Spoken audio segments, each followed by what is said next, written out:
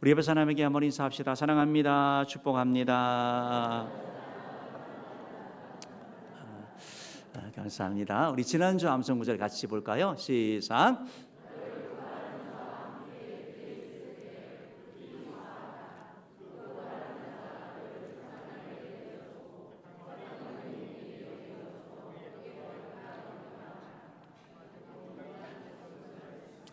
마태복음 5장 25절 말씀인데요. 이 말씀은 관계 회복에 대한 말씀이고 또 한편에서는 시간의 기회에 대한 말씀입니다. 그래서 가서 넘기기 전에 기회가 있을 때 해결하는 거.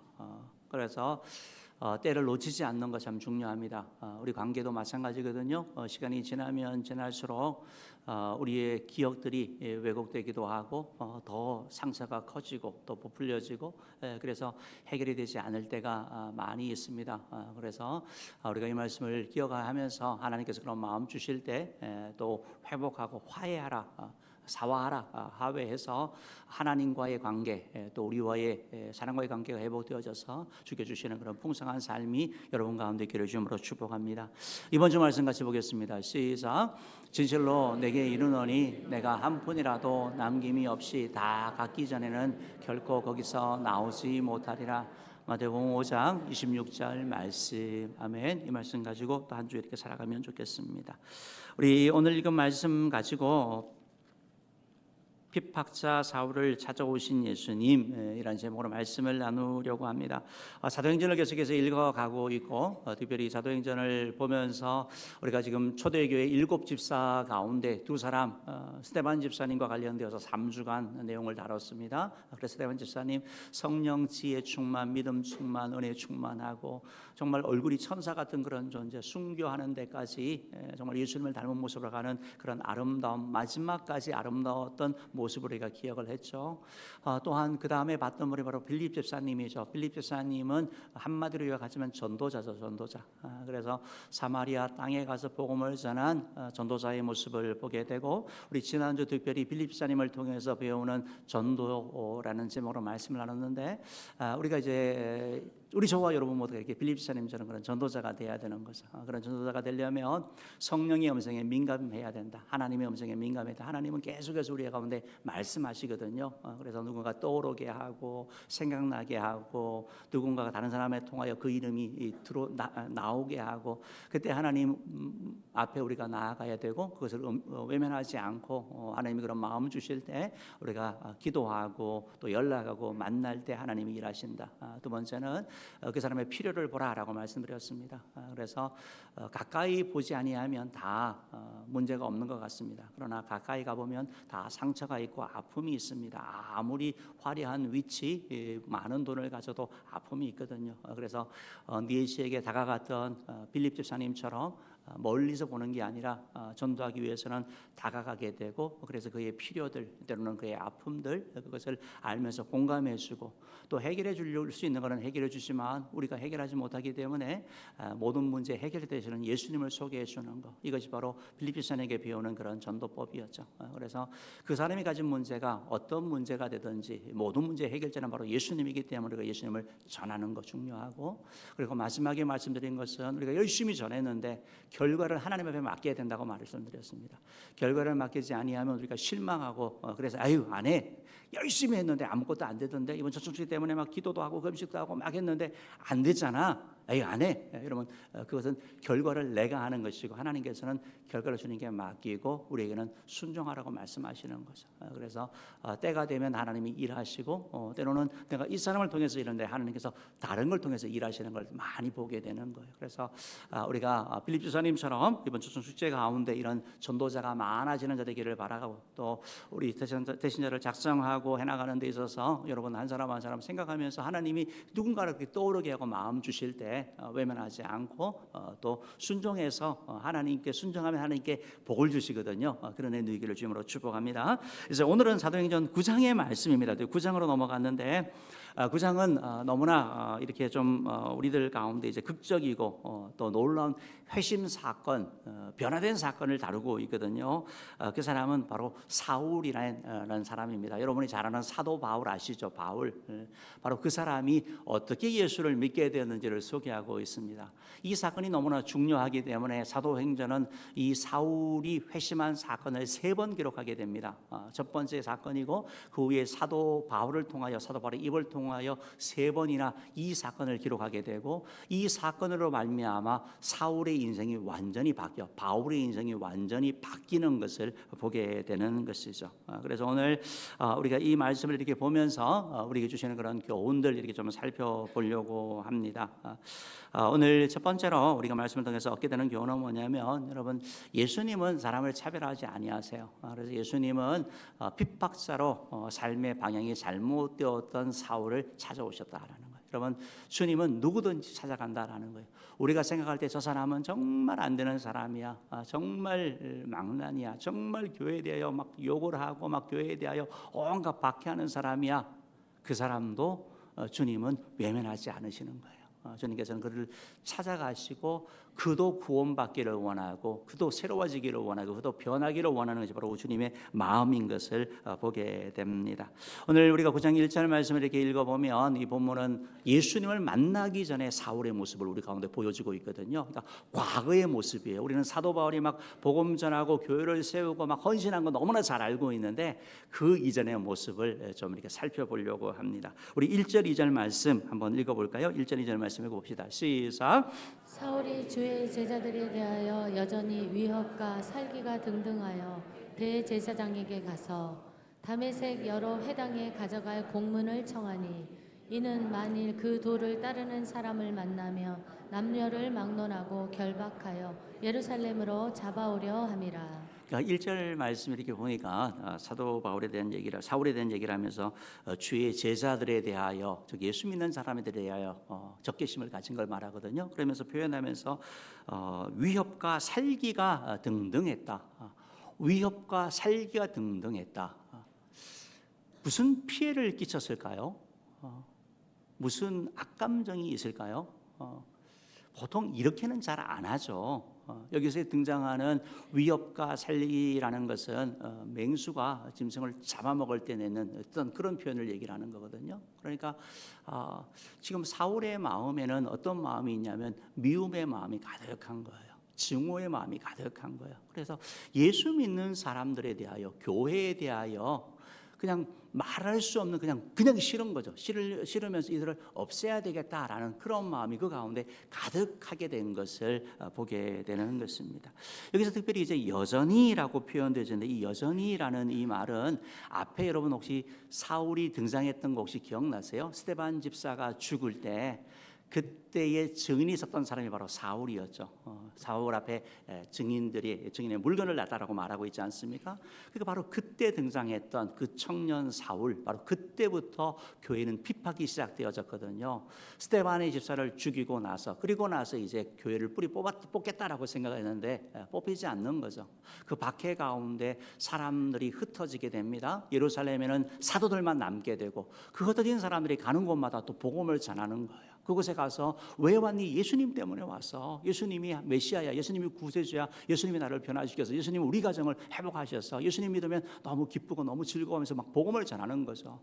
그 소문이 다 퍼지는 거예요. 예루살렘 가운데. 여전히 막 박해하고 핍박하는데 그 소문이 퍼지니까 아니 이 사람들 예수 믿는 것 때문에 박해받아서 핍박받아서 갔으면 그냥 조용히 있으면 되는데 가는 곳마다 계속해서 예수님이 전해진다는 얘기를 듣자 아주 분노하는 거죠. 그래서 여전히 시간이 지났지만 그들을 다 쫓아냈지만 그 마음 가운데는 여전히 이런 미움의 마음, 그들에 대한 어떤 좀 불편한 그런 마음이 있었던 것을 보게 되는 거예요. 여러분 우리가 이 말씀을 이렇게 보면서 기억하는 것은 뭐냐면 약간의 그런 좀 짐승과 같은 거예요. 동물과 같은 거예요. 이제 여러분 아마 이제 과거에 이렇게 뭐 농장을 우리 서울이니까 그렇지만 시골이나 이렇게 농장을 하든지 뭘 하고 닭을 키우든지 뭐 이렇게 병아리를 키우든지 하면 개가 오면 개가 배고파서 오는 거 아니거든요. 그냥 물어 죽이는 거예요. 이게 재미거든요. 미국에서는 이제 어떤 농장이 있었는데 주인이 아침에 일어나 보니까 닭들이 다 죽어 있는 거예요. 그러니까 여우가 한 마리가 들어와 가지고 다 죽인 거예요. 배고파서 작은 게 아니고 그냥 재미로, 어떻게 보면 그 짐승의 본능으로.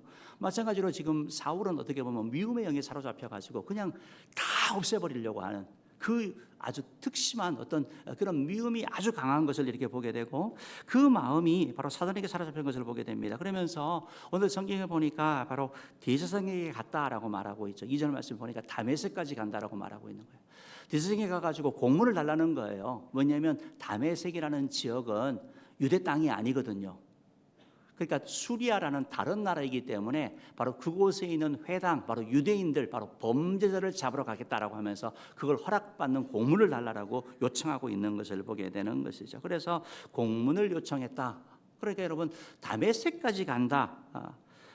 멀리 간 그 사람들까지 잡아오려고 하는 그 마음을 보게 되는 것입니다. PPT 한번 좀 보여주시면 좋겠는데요. 그 사울의 열심이 어느 정도였냐면, 여러분 우리가 좀 뭐 하더라도 근처 예루살렘 근방이라면 몰라도 멀리는 잘 안 하거든요. 귀찮기도 하고 내 시간도 써야 되고 뭐 그렇게 하냐라고 하는데, 여러분 사울이 어느 정도 사람인지 여러분 보시라고요. 그러니까 저 먼 거리를 저 다메섹에 예수 믿는 사람이 많다라는 걸 알고 피해가지고 수리아 지역까지 간 거거든요. 다마스커스가 지금 저기가 수리아 수도니까요. 그게 상업지구고 하니까 저곳에 많다는 걸 알고 그 회당이 있다는 걸 알고 그걸로까지 가려고 한 그런 사람. 보통 여행도 저렇게 멀리는 잘 안 가려고 그럴 거예요. 그런데 무슨 원수가 졌는지 뭔 마음인지 모르고 뭐 때문인지 아주 미움의 마음이 가득해가지고 이렇게 먼 거리를 가게 되는 것을 보게 되는 거죠. 여러분 지금 사울이 이 일을 하는 데 있어서 대제사장이 명령 내린 거 아니거든요. 공회에서 체포라고 명령 내린 거 아니에요. 자기 열심으로 하는 거예요. 자기 열심으로. 그러니까 자기 열심이 지나친데 그걸 못 보는 성격인 거죠. 그래서 이걸 다 없애야 되겠다는 마음을 가지고 이를 주동해서 앞서 나가는 것을 보게 됩니다. 우리가 이런 거 보면서 도대체 왜 저럴까? 그 사람에 대해서 좀 이렇게 알 필요가 있잖아요. 성경은 사도 바울에 조금 소개하는 부분이 있는데, 사도 바울이 나중에 예수 믿고 나서 자신을 소개하면서 이렇게 표현을 해요. 사도행전 빌립보서 3장 5절 말씀 한번 읽어봅시다. 시작. 나는 8일 만에 할례를 받고 이스라엘 족속이요 베냐민 지파요 히브리인 중에 히브리인이요 율법으로는 바리새인이요. 그러니까 여러분 이 사도 사울이 바리새파라는 걸 알게 되겠네요. 그러니까 바리새인 중에서도 특별한 바리새인. 여러분 바리새인들은 신앙생활 보통으로 하는 게 아니거든요. 이분들은 기도와 금식하는 거, 구제하는 거 철저한 사람들이고, 다른 사람들이 신앙생활 잘 안 하는 거에 대해 다 지적하는 거예요. 목사가 왜 그래? 장로가 왜 그래? 권사가 왜 그래? 집사가 왜 그래? 이렇게 하는 사람들. 그 사람이 바로 바리새인들이거든요. 그러니까 철저한 이런 사람들. 그러니까 사도 바울의 배경이 그렇구나라는 걸 보게 되는 거죠. 완전히 그렇게 보면 정통 그런 유대 신앙을 가지고 자란 사람인 것을 알게 되는 거죠. 사도행전 22장 3절 말씀도 이렇게 보면 이렇게 표현합니다. 읽어봅시다. 시작. 나는 유대인으로 길릴리아의 다소에서 났고 이 성에서 자라 가말리엘의 문화에서 우리 조상들의 율법에 엄한 교훈을 받았고 오늘 너희 모든 사람처럼 하나님께 대하여 열심히 있는 자라. 그러니까 이 사도 사울에 대한 정보를 우리가 알 수 있는 것이 다소라는 곳에 자라났고 이분이 유대인일 뿐만 아니고 가말리아 문화에서 공부했으니까, 다소가 이제 유대인 밖의 지역이기 때문에 헬라어를 쓰는데 이 사람이 명문, 그러니까 좋은 교육을 받은 거예요. 당시에 제일 유명한 두 학자가 가말리엘하고 할렐이라는 학자인 것 같아요. 그래서 어쨌든 그 가문에 가말리아 문화에서 공부했다 그러면 다 인정하는 사람이거든요. 그러니까 그런 출신이다 보니까 엄한 교훈을 받았다라는 거예요. 철저하게 교육을 받았고 그러면서 하나님께 대한 열심이 있는 자였다. 그래서 지금 사울이 지금 왜 이렇게 하는 거예요? 하나님에 대한 열심으로 하는 거잖아요. 하나님을 잘 섬기는 마음으로 자기 생각, 자기 주관, 자기 확신을 가지고 열심히 하는 건데, 여러분 이 열심이 어떤 열심이에요? 하나님에 대한 대적이 되는 거예요. 하나님의 뜻에 어울리는 게 되는 거예요. 그러니까 내가 열심히 하고 내가 성격적으로 괜찮고 내가 주장해서 하는데 사실은 그것이 하나님의 뜻에 어긋나는 모습이 지금 사울의 모습 가운데 보여지고 있다라는 것이죠. 여러분, 우리도 이 땅 가운데 이렇게 살면서 우리가 그럴 때가 있거든요. 하나님을 위한 일이다라고 하는데 그 일이 하나님을 위한 일이 아니라 마귀가 좋아하는 일이 될 때가 참 많다라는 거. 우리가 잘 살펴볼 필요가 있는 거죠. 우리가 하나님에 대하여 하나님은 사랑과 공의라고 말씀하고 있지 않습니까? 하나님의 사랑, 하나님은 사랑이야, 사랑만 계속 강조하면 어떻게 되는 거예요? 제멋대로 신앙생활을 하게 돼요.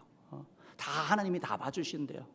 구약의 여러분 예레미야 선지자 시대에 예언자들이 그랬거든요. 선지자들이 그랬거든요. 그들이 제약 가운데 우상도 섬기고 막 혼합주의 신앙 가지고 엉망진창인데 뭐라고 하냐면 괜찮아, 하나님의 선민이잖아, 하나님이 지켜주실 거야, 이렇게 얘기한 거예요. 사랑만 강조한 거예요. 예레미야는 뭐래? 회개하라, 돌이키라고 얘기를 한 거고요. 그러니까 사람들이 누굴 좋아했어요? 예레미야 싫어했거든요. 여러분, 근데 그건 하나님의 뜻이 아닌 거죠. 또 어떤 사람은 또 하나님의 공의만 강조하는 거예요. 하나님이 심판한다고. 그러니까 하나님이 난 너무 두렵고 무서운 거예요. 그래서 다른 사람에 대하여 정죄하고 판단하는 이런 모습들이 그들 가운데 있는 걸 보게 되는 거죠. 여러분, 하나님의 사랑과 공의가 우리가 같이 봐야 되는 거거든요. 하나님은 죄인에 대하여 심판하시지만 하나님께서는 그 죄인이 회개할 수 있는 길을 주신다. 돌이킬 수 있는 길을 주신다. 모든 죄인은 지옥 가게 되지만 그 죄인이 지옥 가지 않고 천국 갈 수 있는 길을 주셨다. 그게 바로 예수님입니다. 하나님의 사랑과 공의를 같이 전하는 거, 이것이 바로 우리가 힘써야 될 일이다라는 것이죠. 어쨌든 지금 사울은 나름대로 열심히 하는데 이 열심이 바로 하나님께 대한 대적이었던 것을 보게 되는 것입니다. 여러분, 열심히 달려요. 근데 그 방향이 안 맞아요. 어떤 분이 자전거를 타는데 정말 잘 타나 봐요. 그래서 뭐 오토바이에 준하는 그런 속도를 가지고 막 탄대요. 그래서 한번 보여주려고 이제 사람들 앞에서 막 자전거를 타는데 사람들 보면서 와 감탄하는 거죠. 막 경쟁하는 거죠. 근데 이제 문제는 뭐냐면 방향을 잘못 잡고 거꾸로 가고 있는 거죠. 그러면 사울의 인생이 그럴 때가 있다라는 거죠.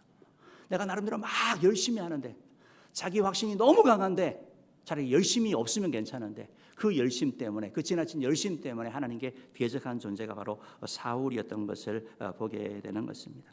여러분, 우리도 때때로 하나님을 위한 일을 한다고 하면서 하나님 뜻과 반대되는 일을 할 수도 있습니다. 내가 가진 확신, 내가 옳다고 생각하는 것이 하나님 뜻에 부합한지 우리가 살펴볼 필요가 있는 것이고, 주님은 그럼에도 불구하고 그렇게 교회를 핍박하고 교회 입장에서 보면 완전히 정말 그거 무도한 사람이죠. 그럼에도 불구하고 주님께서는 그를 포기하지 아니하시고 그를 구원하시고 그를 변화시키기 원하신다라는 사실을 기억하는 저 여러분들 그리스도로 축복합니다.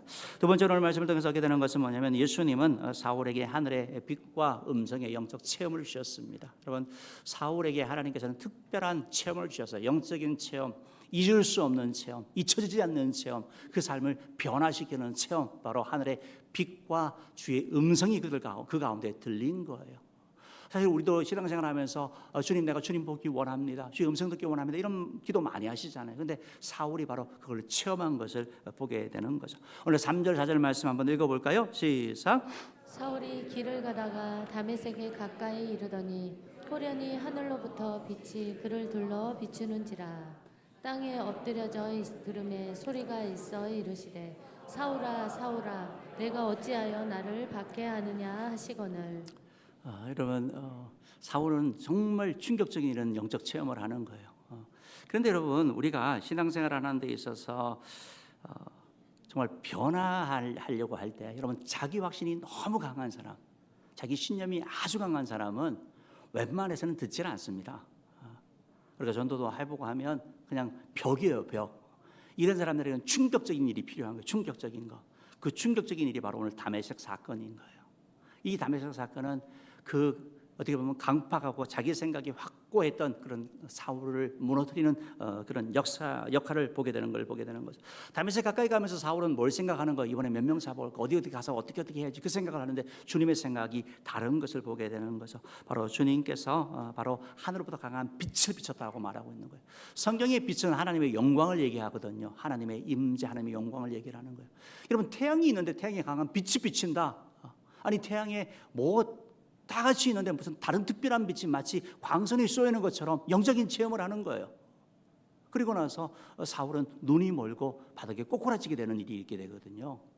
그러니까 여러분, 신기한 체험을 한 거죠. 그리고 나서 그 체험을 하고 바닥에 있는데 주님의 음성이 들리는 거예요. 사울아 사울아 네가 어찌하여 나를 박해하느냐, 어찌하여 내가 핍박하느냐라고 하는 주의 음성을 듣게 되는 거예요. 아니, 뭐라고요? 뭐라고요? 내가 주님을 핍박했다고 주님 누구십니까? 라고 5절에서 얘기하지 않습니까? 5절 한 번 더 읽어볼게요. 읽어봅시다. 시작.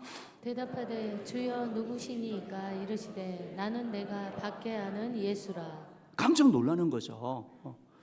여러분, 사울은 예수님이 그냥 사람이라고 생각했던 거예요. 예수 믿는 사람이 예수님이 메시아라고 그리스도라고 하나님이 있다는 거 하면 우리 구세주라고 얘기를 할 때 그것이 거짓이라고 생각했거든요.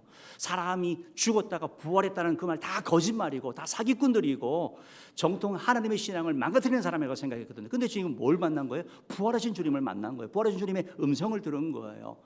부인할 수도 없고 없다라고 얘기할 수도 없고 정말 그의 삶에 충격적인 이 부활한 주님이 바로 우리의 메시자이시고 바로 구원자이신 이 체험을 하게 된 걸 말하고 있는 거거든요.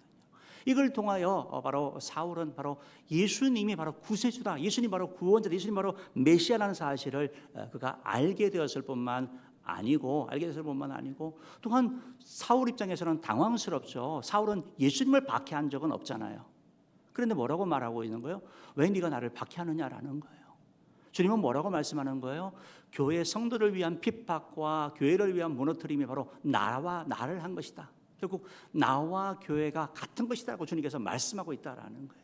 우리가 이 말씀을 잘 기억하셔야 되는 거예요. 주님께서는 그렇게 보시고 교회에 대하여 대적하고 교회에 대하여 회방하고 교회를 무너뜨리려고 하는 사람들은 여러분 한번 다 보십시오. 그 사람이 권력자든 아니면 부를 가졌든 세월이 지나면 다 드러나게 되는 거예요.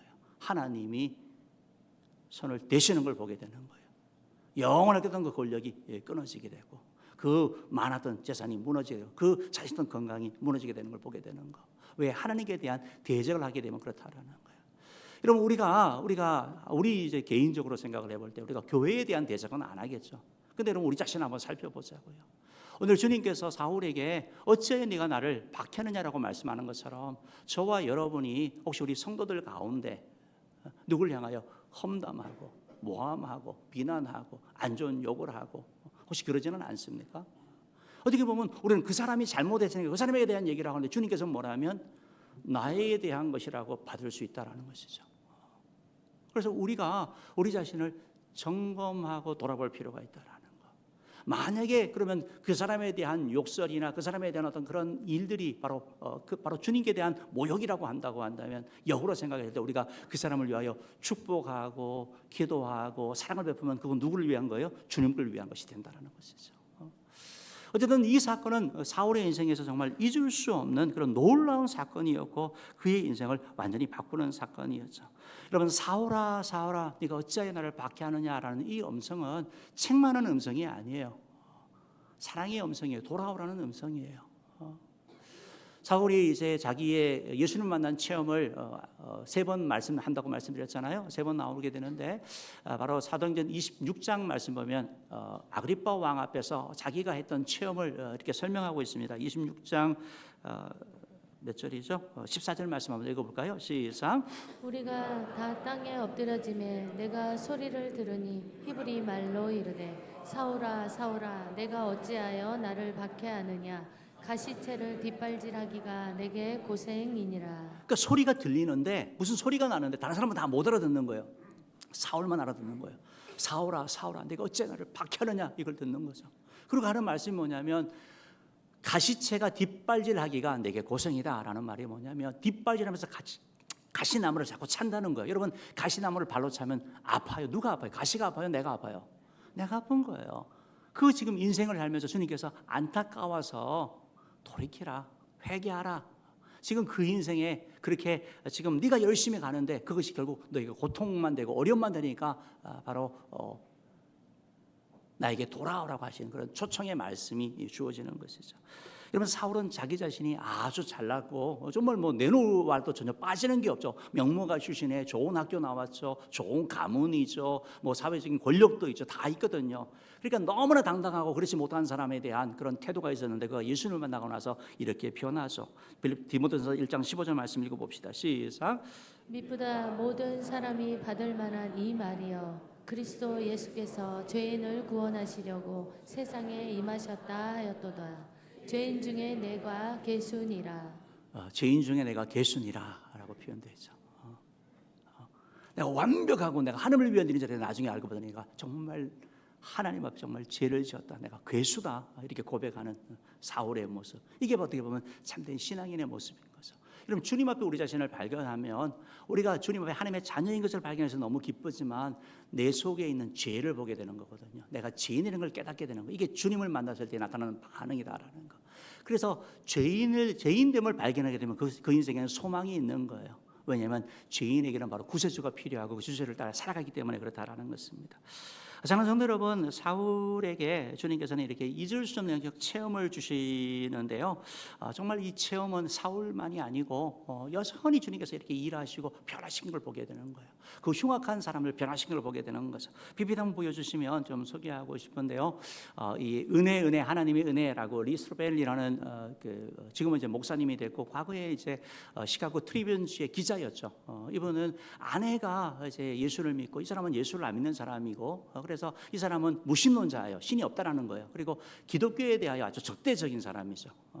그런데 이제 이 사람이 이제 아내를 따라서 교회를 가게 되고 그러면서 교회에 대해서 좀 관심을 가지고 또 교회에 대해서 얘기를 하면서 그래도 예수님의 이 성경의 내용은 그래도 거짓이 아닌가 너무 안 믿기는 얘기가 너무 많잖아요. 그러니까 이걸 기자적인 입장에서 2년 동안 연구를 한 거예요. 도서관에서 찾으면서 자료를 찾으면서 그가 그러고 나서 이제 예수 사건이라는 책을 쓰고 그러니까 예수님을 믿게 되거든요.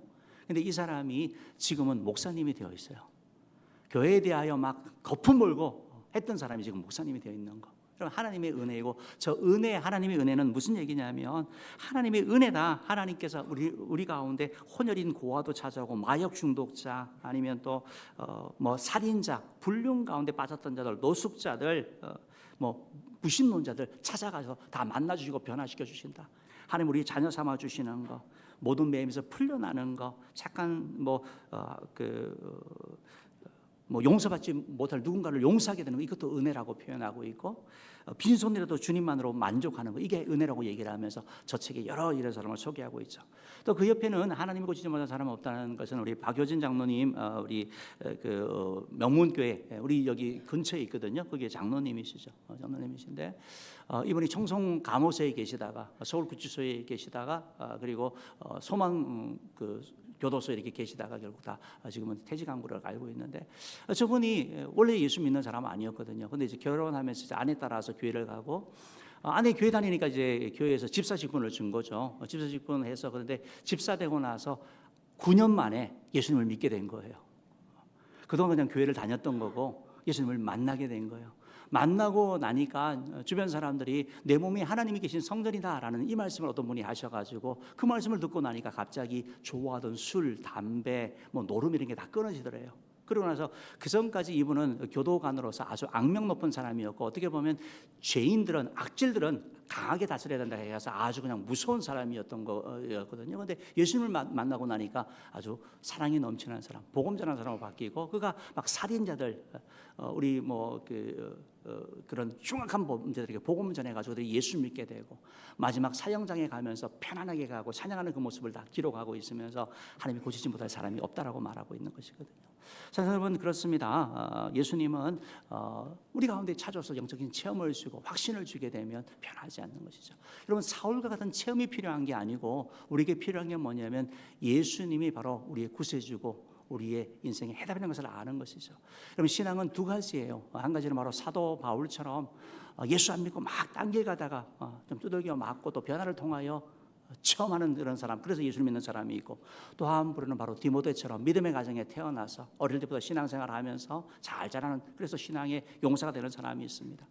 우리가 흔히 생각할 때 사울 같은 사람이 또 좋지 않을까 싶지만 사울은 정말 특별한 경우고 많은 사람들이 체험을 하고 변화되었다가도 또 위기가 있을 때 유혹이 있을 때 다시 죄에 빠지는 걸 보게 되는 거예요. 제가 기억하는 것은 제가 사역했던 교회에서 옛날에 대도 조세영 아시죠? 그분이 와서 막 간증하고 그랬거든요. 예수 믿었어요. 변화되었어요. 그런데 뭐가 안 돼요? 죄 유혹을 못 이기는 거예요. 경제가 어려우면 옛날에 했던 버릇이 나오는 거예요. 훔치는 게 그대로 나오는 거예요. 이게 유혹이라는. 그래서 어떻게 보면 디모데가처럼 믿음 안에 자라는 것이 훨씬 더 축복이다. 결국 이 두 가지 사건을 통해서 말씀하는 건 뭐냐면 예수님 우리 구세주인 걸 말씀하고 있다는 것입니다. 바라기는 저와 여러분 모두가 이런 영적인 체험이든 아니면 주님 주신 말씀을 읽을 때 주시는 그런 확신이든 바로 예수님이 우리의 구세주이고 예수님 우리의 인생의 해답이라는 사실을 믿고 나가는 자가 되기를 주님으로 축복합니다.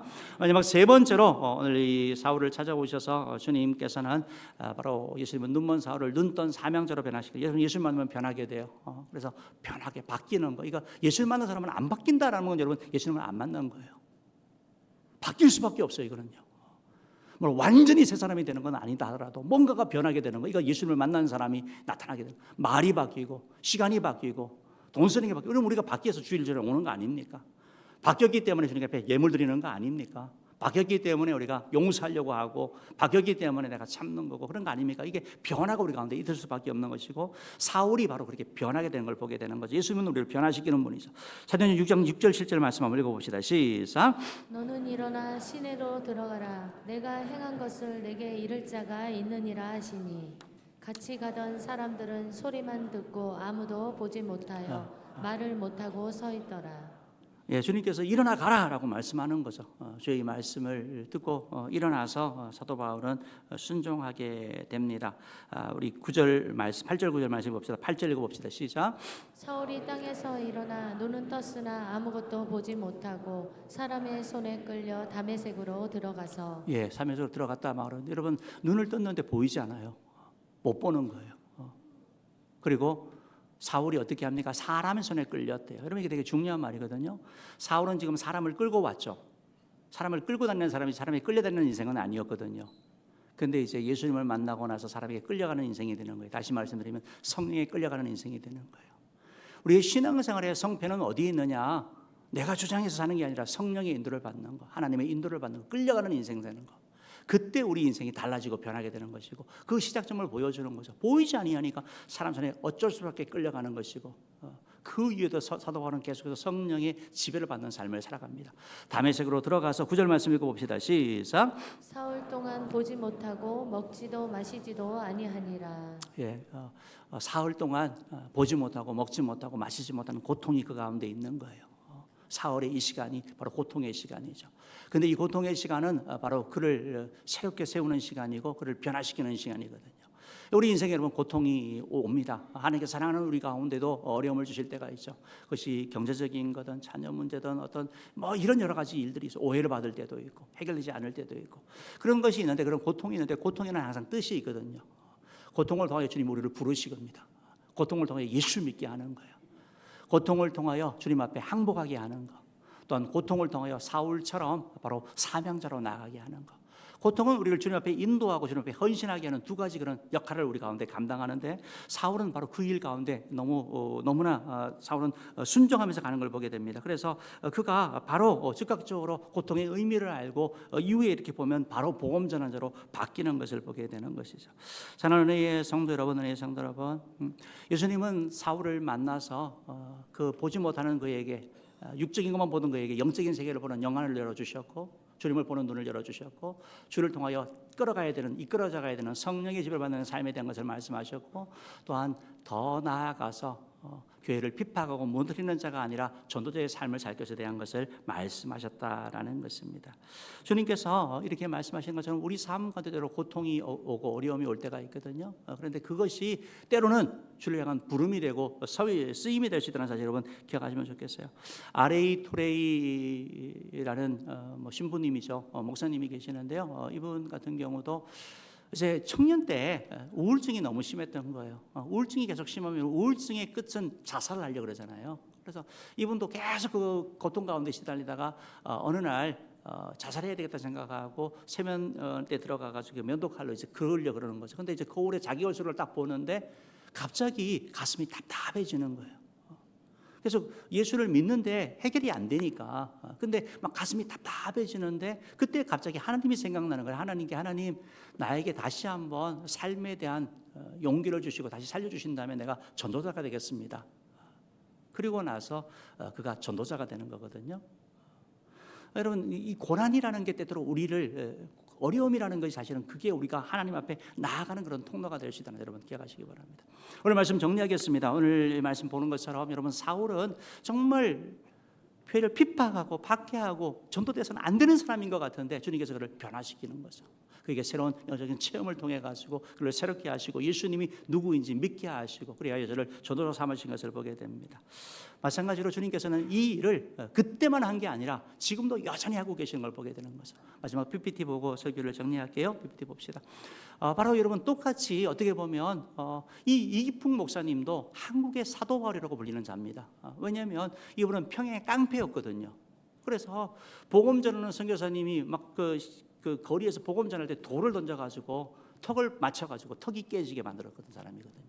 그리고 평양에 장대형 교회가 막 건축할 때 깡패니까 가서 교회를 다 무너뜨렸던 사람, 그런 사람인데 어느 날 밤에 잠을 자는데 사울처럼 기풍아 네가 왜 나를 핍박하느냐, 네가 전도자가 되어야 될 것이다, 이런 말씀을 듣게 되는 거예요. 깜짝 놀라서 잠을 깬 거죠. 자기는 예수를 믿지도 않는데 도대체 이게 무슨 소리야.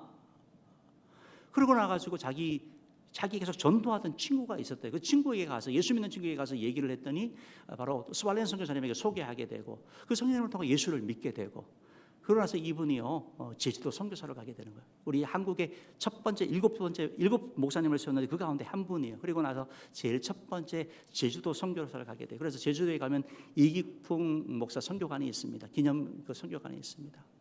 제주도에 있는 동안 10개 교회를 개척했습니다. 여러분 제주 성안교회가 유명하거든요. 이기풍 목사님이 개척한 교회죠. 거기서 끝난 게 아니고 전라도 지역으로 와가지고 전라도 지역 곳곳에 다니면서 그 교회를 또 세웠고, 70세가 되었을 때도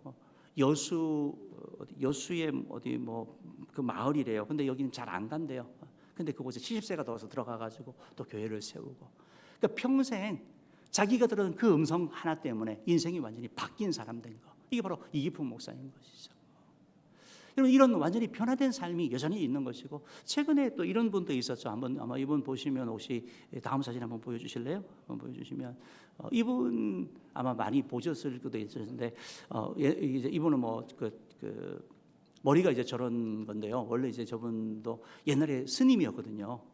스님이었고 동국대 불교학과를 다닐 때 스님으로 출가했다가 그리고 다시 서울대에서 법학을 공부하고 울산대 교수를 했어요. 울산대 법학 교수였고요. 그래서 이분이 그 군대 갔을 때 이제 우리가 군종 목사가 있는데 불교도 있거든요. 군종 법사로 있으면서 활동을 하고, 그래서 종교자유연구원이라는 단체에서 활동을 하면서 본인이 얘기를 하는 거예요. 내가 그때 한 일이 뭐냐면 미션스쿨에서 예배드리거나 성경 공부 못하게 하는 거. 전에는 다 했는데 지금 못하잖아요.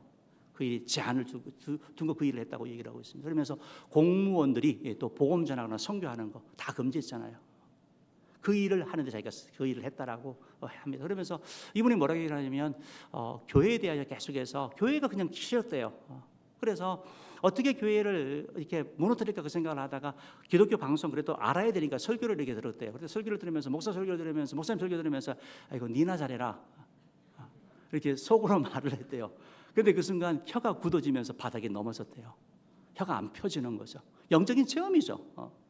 그러고 나서 이분이 세례를 받고 예수님을 믿게 되는 거예요. 그리고 나서 이제 차별금지법, 낙태 뭐 이런 것들 대하여 계속 반대하고 뭐 그런 일들을 많이 하셔. 교수로서 많이 하다가 지금은 뭐 하고 있는지 아세요? 지금 목사님이 되어 있어요. 복음을 전하는 사역자가 된다라는 거. 여러분 꼭 뭐 목사가 된다는 그런 말이 아니라 예수를 만나면 변할 수밖에 없다라는 거. 오늘 말씀을 다시 한번 정리할게요. 여러분 사울을 변화시키던 주님께서 모든 사람을 변화시킬 수 있습니다. 저 사람은 안 돼 라고 제안하지 마시고, 성령님이 마음 주실 때 주님 앞에 오면 주님이 하신다는 사실을 기억하시고 다가가는 자 되기를 바랍니다. 또 하나는 혹시 저와 여러분이 사울 같은 자가 아닌지 우리 자신을 살펴보기를 원합니다. 열심히 하는데 내 열심히 하는데 하나님의 뜻과 먼 내 멋대로의 그런 신앙생활은 아닌지 점검하기를 원하고, 사울아 사울하고 주님은 계속 부르시는 것처럼 주님 우리를 계속 부르시는 거죠. 돌이키라고 새롭게 시작하라고 말씀하는데 우리가 듣지 못하는 것은 아닌지 주의 음성을 들음으로 말미암아 새로워지고 회복되어지는 애가 있기를 주님으로 축복합니다.